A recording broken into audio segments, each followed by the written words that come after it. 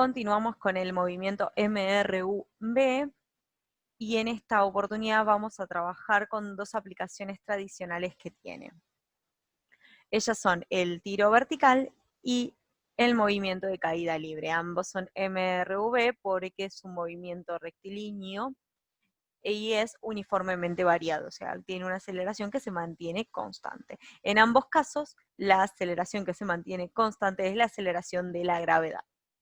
Para tiro vertical, vamos a trabajar con estas mismas ecuaciones, que son las de MRV, pero vamos a tener en cuenta algunas consideraciones para reescribirlas de una manera un poco más sencilla. No es necesario que uno memorice ecuaciones nuevas, simplemente sabiendo las de MRV puede ir readaptándolas directamente. En el caso de tiro vertical, estamos bajo el supuesto de una persona que, por ejemplo, arroja algún objeto hacia arriba de manera vertical. Por lo tanto, va a tener una velocidad inicial con la cual se la arroja hacia arriba. Ese objeto, a medida que va a ir subiendo, sabemos que la gravedad de la Tierra lo va a ir empujando hacia abajo, o sea que esa velocidad cada vez va a ser más pequeña, más pequeña, más pequeña, más pequeña, hasta que llega un instante en que la velocidad es cero. Y ese instante es la altura máxima que puede lograr ese objeto. Después sabemos que va a caer, pero ahora vamos a analizar solamente el trayecto de subida. El trayecto de subida se lo llama tiro vertical. ¿Qué características tiene esto para tener en cuenta? Que en este tiro vertical lanzamos el objeto con una velocidad inicial. Esa velocidad va a ir de a poquito disminuyendo hasta que llega a una velocidad final que es cero, muy particular. Este punto, algo para saber, para recordar y estar atentos, la velocidad final en el tiro vertical es cero. ¿Qué aceleración tiene? Bueno, dijimos que era la aceleración de la gravedad. Esta aceleración de la gravedad nos está empujando el objeto hacia abajo, por eso hace que disminuya nuestra velocidad, y esa aceleración de la gravedad tiene un valor que es constante, que es 9,8 metros sobre segundos al cuadrado. La posición de este cuerpo va a estar en el eje Y. Por lo tanto, ya cuando escribamos en las ecuaciones, por ejemplo, en la ecuación de la posición que escribíamos con X, no lo vamos a escribir con X, lo vamos a escribir con Y como para referirnos que estamos en ese eje, perdón. Y algo muy importante es cómo establecemos lo positivo y lo negativo, hacia dónde se va a mover positivo y hacia dónde negativo. Bueno, una convención, la convención tradicional es que si nosotros estamos ubicados en un determinado lugar y tiramos el objeto hacia arriba, sabemos que en un eje cartesiano, desde el 0 hacia arriba tenemos el semieje positivo de la CI, o sea que a medida que va subiendo vamos a tener valores positivos. Por lo tanto, todo lo que apunte hacia arriba, todo lo que vaya hacia arriba, coincidente como crece de manera positiva la CI, va a ser un valor positivo. Lo que vaya en sentido contrario, todo lo que apunte hacia abajo, va a considerarse negativo. Si observamos este gráfico, la velocidad con la que yo arrojo el cuerpo va a ser hacia arriba, pero sin embargo nuestra gravedad apunta siempre hacia abajo. Recuerden que la gravedad siempre apunta hacia el centro de la Tierra. Entonces, en este caso, como la velocidad está en sentido contrario hacia donde yo considero positivo, la voy a considerar a esa gravedad negativa. Por lo tanto, de estas ecuaciones que tenemos acá, las reescribí de una manera un poquitito más sencilla. Las escribí de determinada manera. La aceleración, que la calculábamos como velocidad final menos inicial sobre tiempo, ahora ya sabemos cuánto vale. Vale 9,8 metros sobre segundos al cuadrado. Va a ser negativa. ¿Por qué? Porque la estamos considerando negativo respecto a nuestro sistema de referencia. Así que la gravedad o la aceleración gravitatoria, se puede decir de ambas maneras, en este caso sería menos 9,8 metros sobre segundos al cuadrado.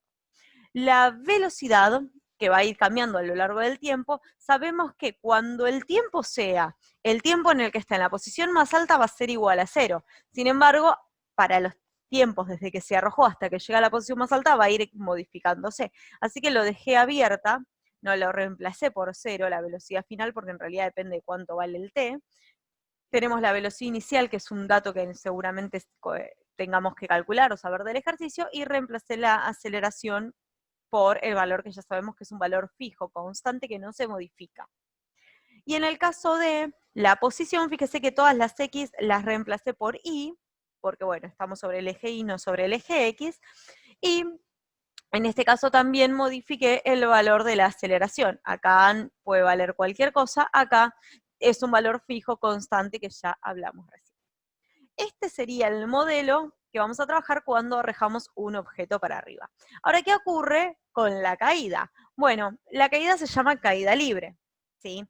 Es cuando un objeto se deja caer desde una determinada altura. Se deja caer implica que yo no lo estoy arrojando hacia abajo, sino que lo estoy dejando caer con una velocidad, o sea, su velocidad inicial va a ser 0. El cuerpo está quieto y comienza a sentir la atracción gravitatoria y a medida que va bajando su velocidad en intensidad va a ir creciendo, ¿sí? Hasta que llegue al piso y toca el suelo.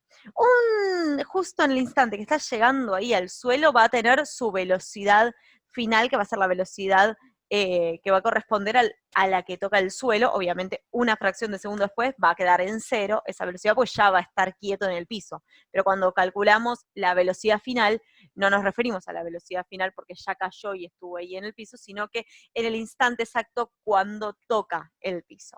Acá hago esa aclaración. Y después nos trabajamos, o vamos a manejarnos de la misma manera. Fíjense, nuestro sistema de referencia sigue siendo exactamente el mismo. Vamos a considerar la gravedad negativa. ¿Por qué? Porque está apuntando para abajo. Y acá tenemos una diferencia con el modelito anterior. ¿Por qué? Porque en el tipo de fenómeno, ahí tenemos una velocidad que apuntaba hacia arriba, la velocidad inicial. Pero en este caso la velocidad, a medida que se va a empezar a mover ese cuerpo, va a ir hacia abajo. Por lo cual, esta velocidad inicialmente es 0, pero a medida que va bajando, va a llegar va a tener, mejor dicho, valores negativos. O sea que el número va a crecer, porque cada vez va a ser más rápido, pero va a incrementar en términos negativos porque va a ir de a poquito en sentido negativo respecto desde donde nosotros consideramos el positivo de la sigma. Así que cuando reacomodamos estas ecuaciones, las mismas de MRV, a una caída libre, bueno, sabemos que la aceleración vale menos 9,8 metros sobre segundos al cuadrado, la velocidad que vaya adquiriendo ese cuerpo va a estar determinado por la velocidad inicial, que sabemos que sí o sí es 0, porque es una caída libre, no la estoy arrojando, la dejo caer en libertad, o sea, su velocidad inicial es 0, así que acá tenemos un detalle. Tenemos la aceleración acá completada por el tiempo, y en el caso de la posición también reacomodé, en vez de ponerle X le puse Y porque el movimiento está en el Y, y como la velocidad inicial acá se está multiplicando por el tiempo, este término también nos va a quedar igual a 0, porque la velocidad inicial es 0, por tiempo va a ser 0. Así que en esta ecuación vamos a tener un término menos, ¿sí? Y después reemplacé este valor práctico para el de la aceleración, de la gravedad, para resumir un poquitito. Entonces, con estas ecuaciones, que fíjense que son exactamente las mismas, solo reemplazando esta data nueva de caída libre y con la anterior de tiro vertical, vamos a hacer un ejemplo.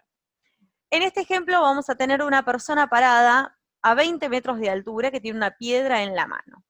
Y bueno, según lo que haga con esa piedra, vamos a evaluar el tiro, si lo arroja para arriba, y la caída, si lo deja caer hacia abajo. Entonces, en el caso de que la persona arroje esa piedra con la mano hacia arriba con una velocidad de 10 metros sobre segundos, vamos a calcular cuánto tiempo demora en alcanzar su altura máxima y vamos a averiguar a qué altura llega. Para poder hacer eso, agarré la ecuación primero de la velocidad. ¿Sí? Con la ecuación de la velocidad pude calcular cuánto tiempo demoraba en llegar a esa altura máxima. Sabemos que es la velocidad inicial más la aceleración por el tiempo. La aceleración es 9,8 metros sobre segundos al cuadrado, y reemplazo los datos que me da el ejercicio. Sabemos que llega a una velocidad final, porque nosotros queremos saber el tiempo en el cual está arriba de todo, y cuando está arriba de todo, este tiempo, cuando está arriba de todo, su velocidad va a ser 0. La velocidad inicial 10 metros sobre segundos, la aceleración de la gravedad por tiempo. Y simplemente nos queda despejar. Estos 10 metros sobre segundos que son positivos, los pasé para el otro lado de la igualdad con la operación contraria, o sea, pasarían negativos. y estos menos 9,8 metros sobre segundos al cuadrado que están multiplicando a nuestra incógnita, los pasé dividiendo. Por lo tanto, menos dividido menos se simplifica, o sea que nos queda un número positivo, metros con metros se van, o el segundo de arriba se va con uno de los 2 segundos de abajo, y realizo la cuenta, 10 dividido 9,8, y obtengo el resultado del tiempo. El tiempo nos da que una vez que lo arrojo, tarda 1,02 segundos, o sea, casi un poquitín más de un segundo en llegar a la altura máxima. Y quedarse ahí arriba de todo con una velocidad de cero. Obviamente, si uno lo piensa o lo practica, en la realidad enseguida va a caer. Pero nosotros acá estamos analizando solamente la subida, ¿sí? En el ítem B nos pide averiguar a qué altura llegó, cuál es esa altura máxima que obtuvo. Entonces yo ya sé cuánto tiempo tardó en llegar.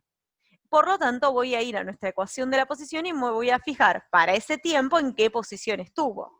Entonces, a esta posición la voy a buscar para el tiempo 1,02 segundos. Entonces, le reemplazo todos los datos que sé del ejercicio. La posición inicial es 20 metros, que es desde donde estaba parado. Si la persona no está parada a 20 metros de altura y está en el piso, bueno, en ese caso estaría en una posición inicial de cero, por ejemplo. Si está a 5 metros, a 10 metros, está en un primer piso, en un segundo piso, sobre un árbol, bueno, eso se va a considerar según cada ejemplo. Si no nos especifica nada, lo podemos considerar cero, ¿sí? En este caso nos dice 20 metros, la velocidad inicial con la que arrojó fueron 10 metros sobre segundos, el tiempo lo sabemos el tiempo que tardó en llegar a esa posición, que es 1,02 segundos, más un medio de la aceleración gravitatoria, que sería menos 9,8 metros sobre segundos al cuadrado, por el tiempo, que es el mismo, elevado al cuadrado. 1,02 segundos elevado al cuadrado. Recuerden que el cuadrado se aplica tanto al número como a la unidad, ¿sí? Así que, por lo tanto, yo en este renglón de abajo reduje un poco las cuentas, fíjense que esto se mantiene, este término lo multipliqué, metros sobre segundos por segundo, se me simplificaron los segundos y obtuve el resultado, y acá lo que hice fue aplicar el cuadrado al número y aplicarlo a la unidad, y después resolví este término, que me dio 5,1. Y luego, con cada término resuelto, obtuve el valor de la posición que alcanzó. Esta posición es respecto del piso, ¿sí? Piensen que la persona está a los 20 metros, de los 20 metros arrojó la piedra y lo que hizo fue hacer 15,3 metros más, o sea que desde el piso hasta la altura máxima hubo 35, ¿sí? 20 de esos metros son de la inicial, desde donde él estuvo. O sea que esta posición es respecto del piso, ¿sí? Y acá podemos averiguar los datos para ver qué ocurrió cuando arrojó la piedra hacia arriba. Pero ¿qué pasa si la persona, en vez de arrojar la piedra, la dejó caer? La tenía en la mano y la soltó. Bueno, podemos averiguar cuánto tiempo tardó en llegar al piso, al suelo, y con qué velocidad llegó al piso. Bueno, para saber cuánto tiempo tardó, utilicé la ecuación de la posición. ¿Por qué utilizo la ecuación de la posición? Y porque yo sé en qué posición está el hombre. Yo sé que está a los 20 metros. Entonces, si está a los 20 metros, sé la gravedad que tira para abajo, sé que lo dejó caer, que esa es la velocidad inicial cero, entonces puedo saber cuánto tiempo tardó en recorrer estos 20 metros, esa piedra ahí que no fue alterada por nada, salvo la aceleración que lo empujó hacia abajo. Por lo tanto, yo quiero saber esta piedra que inicialmente está en la posición de 20 metros, en qué tiempo está, cuánto tiempo tarda en llegar al piso. Y el piso es la posición cero. Entonces, mi posición final, la posición que yo quiero averiguar, el tiempo, mejor dicho, que quiero averiguar, es para la posición cero, cuando la piedra está en el piso. La posición inicial es 20 metros. Inicialmente su velocidad es cero, por lo tanto este término se me hizo cero, y acá nos queda un medio por la aceleración de la gravedad por el tiempo al cuadrado. El tiempo es lo que quiero averiguar. Esto lo puedo calcular, un medio por menos 9,8 metros sobre segundos al cuadrado nos da menos 4,9 metros sobre segundos al cuadrado, y este término que es positivo lo pasé del otro lado negativo. Con estos datos sigo despejando el tiempo, o sea que menos 4,9 que está multiplicando al tiempo, lo paso dividiendo, simplifico los negativos, simplifico los metros y realizo la cuenta y obtengo el resultado de 4,08 segundos al cuadrado. Pues fíjense que solo los metros se fueron, los segundos al cuadrado quedaron. Y son iguales a el tiempo al cuadrado.